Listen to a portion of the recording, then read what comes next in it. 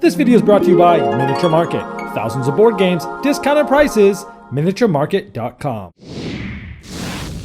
Hello my friends, the Game Boy Geek here. I'm here at Gencon 2016 and I'm joined by Josh from Gray Fox Games. Howdy.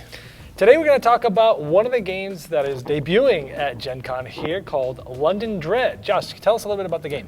London Dread is a Victorian-era cooperative horror game.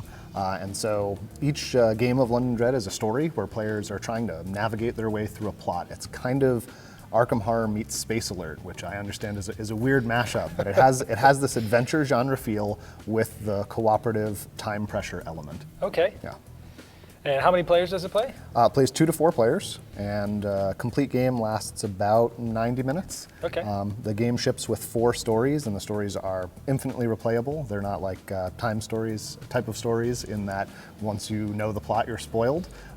So it ships with 4 complete stories. There's an arc that you can go through, and then the first story is actually like a half scenario that teaches you sort of the mechanics of the game. So even in one of the 4 scenarios, you could play it multiple times, and the game is still going to be different every time you play it, but you have an overarching story that you might play again. Yeah, absolutely. A lot of effort was put into developing the story for this, and so there's a big plot arc that actually extends beyond what comes in the box. But this is a great introduction to the world of London Dread. But every story has these major plot points that your character will encounter, and so we've got the first scenario set up here, where basically your characters get this mysterious letter, and they begin tracking down. A crime lord and find that he's involved with some dark magic. And so as you progress through the story, you go from a residence where there's been a murder to a pawn shop to follow up on clues. And based on how you interact with these, the results of going to them are different. So you'll see the same locations in each story, or you'll see the same locations every time that you play a particular story, but the outcomes of your encountering them can be different from game to game. We actually encourage players to play them multiple times on multiple difficulty settings based on your starting equipment or how much time you're willing to allow yourself for planning and so on. And what changes the differences in those encounters?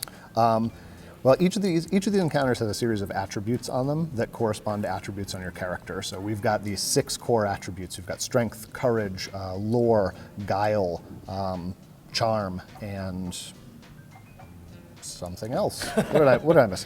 Strength, courage, lore, charm, guile, and spirit. And so every character in this game has a subset of those abilities, and based on your encounters, the more of the abilities that you bring that are applicable, the better your potential outcome. And each of these events have a random resolution based on how much confidence your characters have when they go into it. This is a resource you can build in the game, as well as the attributes they bring. That all comes down to a die roll with some pretty nifty custom dice. Okay, and what other mechanisms are sort of wrapped in all this? Okay, so the game takes place in 2 main phases. There's a planning phase, which is timed, and then the story phase, which is untimed. So the heart of the game is really solving the puzzle that unfolds on the board under time pressure. And so characters have what's called an action clock, and they use that to program which characters are going to be in which locations at which times. And so as they are doing this, they're revealing cards from the board in real time, attempting to find these key events, and then plan to have multiple characters there at the appropriate time to solve them.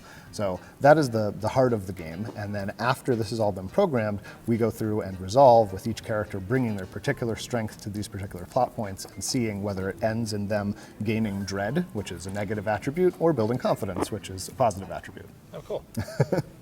And like most co-ops, are there multiple ways to lose but one way to win, or? There's only one way to win or lose in this game. Okay. Right? When you're playing through a story in this game, you're mitigating this negative resource dread. Right. The more stuff that you encounter and deal with successfully, it builds confidence for your characters, and they take that to the end game. Every time they fail to encounter something or fail to resolve it well, they gain dread, and dread basically corresponds directly to the difficulty of the final boss. So at the end of every story, you'll face an antagonist, and that antagonist's difficulty is set by the amount of dread that you have. So defeating that antagonist is how you win. How you played determines on how hard it will be to defeat that antagonist. Cool. And you are debuting this right here at Gencon 2016, right? Yeah, absolutely. It's having a limited release here at Gencon. We've got 300 copies, and then the rest of them are being freighted to us right now, and we'll have a retail release come September. So people at Gencon, if they're watching this and there's still a couple days of Gencon left, what booth are you at? We're at booth 2507, And we will have copies of this available every day. We're spreading them out across the convention so that everybody who wants a copy has some chance to come by the booth and try and pick one up. And for people out there watching that aren't at Gen Con, but they're interested in this game, what do you think the timing would be where they might be able to get their hands on one of these? Early September. We're looking at probably the first week of September for this to hit retail shelves. Good. Sounds great. This video was sponsored by Miniature Market's Review Corner. The Review Corner features podcasts, video, and written game reviews by gamers for gamers. Miniature Market, the online gaming superstore. Thousands of board games, discounted prices. Check them out at miniaturemarket.com. I'd like to thank each and every one of you for backing me on Kickstarter and making this season become a reality. I'd like to especially thank those here that have backed me at the credit level. Now, these video reviews are also available by audio on our podcast. It's the intros and the final thoughts on GameBoyGeek.com. Click podcast.